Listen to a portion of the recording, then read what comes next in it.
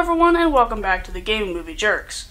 Another Hollow Knight lore video here, and today we are taking a deeper look at something I have mentioned quite a few times already in the series, the 5 Great Knights. The 5 Great Knights were the most heroic and loyal servants of the king. Tasked with defending him and the White Lady, they excelled in combat.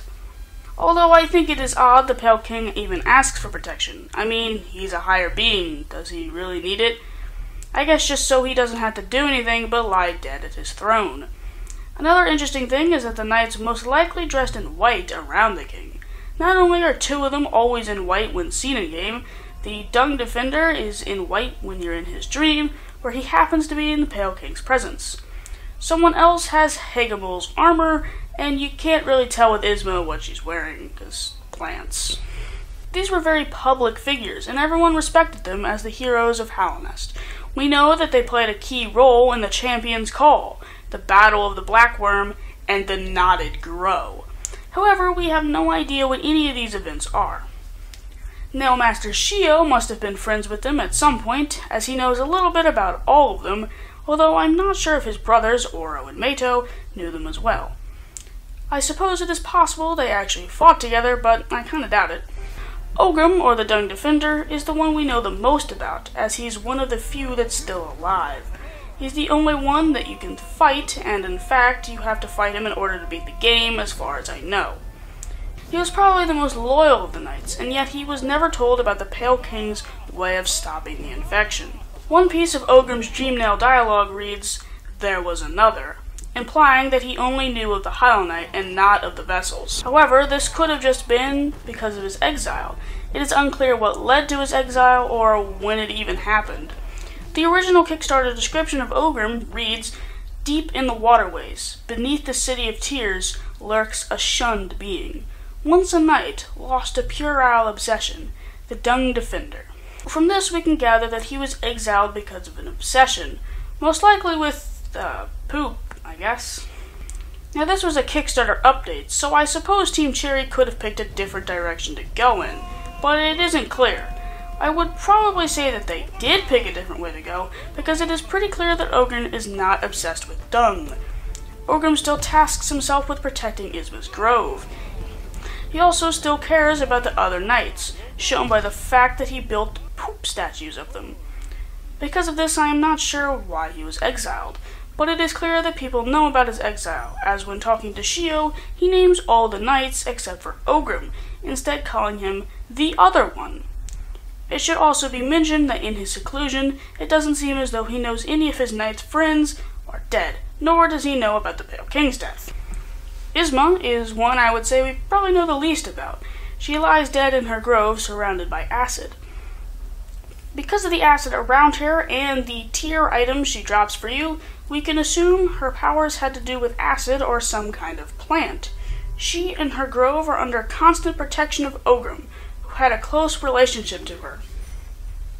One piece of Dreamnail dialogue of Ogrim reads, "Isma, so strong, teach me." When dreamnailing Isma, you get the message, "Ogrim, there's no time." Here we can see that Ogrim wanted to be taught the power that Isma had, but Isma says she can't. Probably has to do with the fact that she's dead. I'm not quite sure on this one. The only other thing we know about Isma is that Shio calls her kindly Isma, so I guess she was kind. Next up will be Drya, who we actually might know less about. From Shio, we know that she was fierce, yet caring, while Ogrim mentions that he misses her wisdom. She was tasked with protecting her queen, which she did successfully. She fought off a horde of Mantis traitors, but was killed in the battle. The White Lady seems unaware that Draya is no longer living. When Dreamnailed, you can tell that she was loyal, because she simply says, "protect." That's about it for Drya. The only other interesting thing is that she was originally planned to be alive and have a boss fight. It is unclear why it was removed, but she did get a Kickstarter description. One of Hallownest's 5 greatest knights, and the defender of the Queen's Glade. She was driven mad by her queen lost and the garden overrun. She still retains her honor, offering fair challenge to the knight. Nail against nail, a duel to the death. We can't really glean much more than we already know, considering that most of this has changed. Next up is Hegemol, He actually doesn't appear in the game. He's the only knight that doesn't, in fact. However, his armor does make an appearance after it was stolen by a maggot. We know that maggots were basically the lowest in society, and this one just wanted to protect his kind with this armor.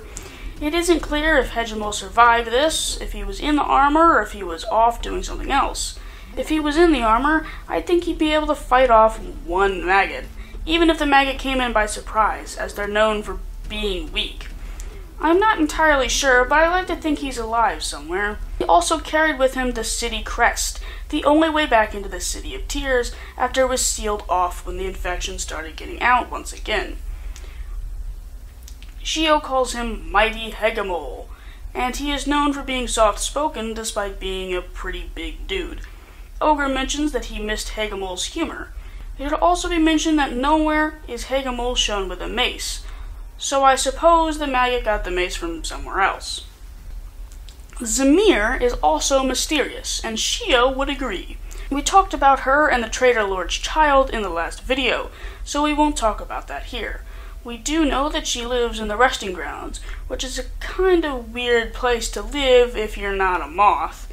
Although maybe it's normal for her, considering literally no one in Hallownest understands her. Shio describes her as Mysterious Zamir. We do know she is from outside of Hallownest, a place called Land Serene. She brought the delicate flowers from the Land Serene, which also confuse everyone. No one knows exactly what power they possess, but, well, it's clearly a lot. It is not immediately obvious that she was even a great knight, unless you're perceptive enough to see the huge cracked nail in the background in her hut. Other than her relationship with the Mantis tribe I talked about in the last video, this is about all we know about Zamir.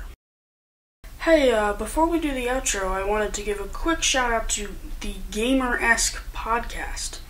This podcast is for people who are, like, kinda gamers, but also kinda not.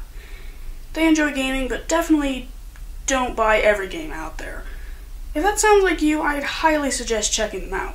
I put a link in the description below, and I must say, after watching some of their podcasts, despite not being an avid podcast listener, I actually quite enjoyed them.